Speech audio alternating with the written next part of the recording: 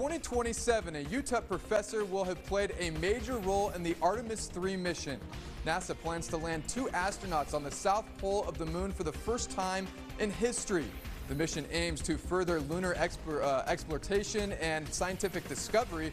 However, maps of the south pole of the moon, those don't exist currently. That's soon going to change with the lunar mapping program that is supported by NASA and the U.S. Geological Survey, and that's where UTEP professor Dr. Jose Hurtado comes in. Dr. Hurtado is among a group of expert scientists from across the U.S. who will be mapping this portion of the moon leading up to the mission in 2027. And joining us now is Dr. Hurtado, UTEP professor in the Department of Earth, Environmental, and Resource Sciences. Dr. Hurtado, this is quite the honor and quite the endeavor that you're about to partake in. Tell us how you became involved in these Artemis missions. Well, thanks for having me. Yeah, it's really exciting to be involved with this. I've been working with NASA for the past 15 years or so on various aspects of astronaut training and mission simulation. And since the Artemis program was announced several years ago, I've had the opportunity through some funded work through the UTEP Johnson Space Center relationship, as well as some competitive proposals that I've been lucky enough to be awarded to be involved with the Artemis II science team, as well as the Artemis III science team, and this USGS mapping project. Yeah, you mentioned both Artemis II and Artemis III science team. What is your role specifically for each of those missions? And the big question, how does one map the surface of the moon?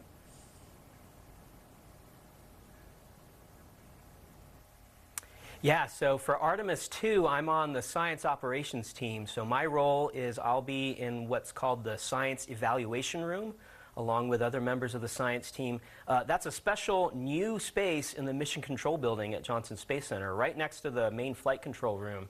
And in the SIR, as we call it, we're going to be monitoring the progress of the Artemis II mission, and we're going to be communicating through me to the science officer in Mission Control what our science priorities are, what any changes to the plan is. So it's a pretty important role, one that I hope I live up to.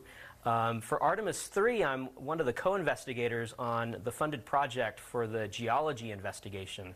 So my teammates and I, including some UTEP students, will be involved with planning the surface activities that the astronauts are going to do, everything from taking photographs, making observations, deploying instruments, as well as collecting samples.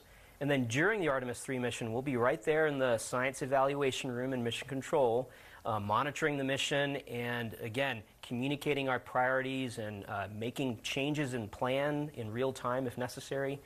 Then after the mission, we'll be lucky enough to do the first preliminary examination of the samples that the astronauts return for Artemis III, and then publish catalogs of that data for the community to use.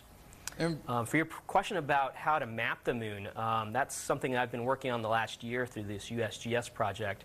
And we use data collected by a satellite that's in orbit around the moon called the Lunar Reconnaissance Orbiter. We use that data in digital mapping tools to make new and innovative maps that we hope will be useful for exploration.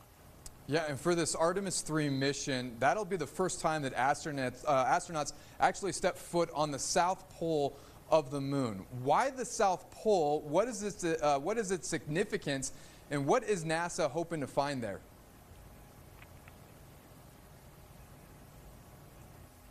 Yeah, the South Pole is new territory. We've never visited the South Pole, even with robots. And what we're hoping to find there are some clues to what the ancient history of the moon is, maybe even what the ancient history of the Earth is, because we think the moon and the Earth have a common sort of origin. We're hoping to find evidence for water. We know from observations from orbit that there's probably a lot of water at the poles, including the South Pole, but we don't know what it's like. We don't know what form it takes, whether it's a resource that we can harvest to use for various purposes, and also just the scientific interest in this water, where it comes from, how it's cycled, is an important part of the geology of the moon that we don't know anything about. And the map is expected to be complete by the end of the year. So I imagine you've been at work on this for a while now. What is something that you've learned through your research on the South Pole of the moon that you might think the public might not realize yet about the moon? And might actually find particularly interesting?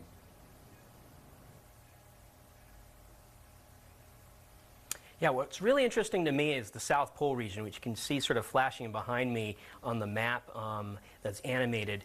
The South Pole is so fascinating because there's these deep, dark craters, deep enough so that sunlight has never reached the bottom of them in billions of years. And so I could imagine standing on the edge of something like Shackleton Crater, which is on the South Pole, looking off into the distance 20 kilometers away to the other side. It'd be a vista like you could never imagine, and just trying to think of the mysteries that are locked in the rocks and the ice at places like Shackleton is really a motivating thing. Yeah, really, really cool stuff. What kind of response have you received from your colleagues? I know your students are working on this. Their response, especially at a time it seems like where aerospace studies seems to be on the rise in our region and of course at UTEP, I'd imagine that your involvement on the Artemis mission really only adds to that.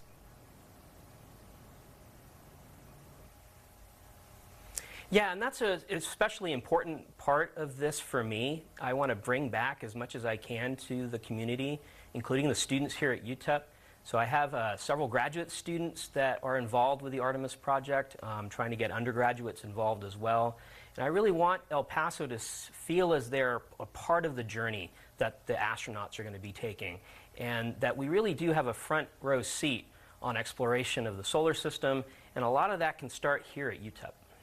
Yeah, Dr. Hurtado, thank you for your time that you have spent with us sharing your role on the Artemis mission. I know UTEP is certainly proud, the community certainly more aware now of your accomplishments, and we look forward to following along with your journey on the Artemis missions. Thank you so much for being with us here today.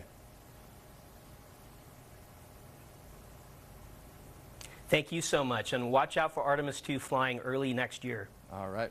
Definitely looking forward to that. Dr. Jose Hurtado, UTEP professor in the Department of Earth, Environmental, and Resource Sciences. And don't go anywhere. We have more KTSM 9 News.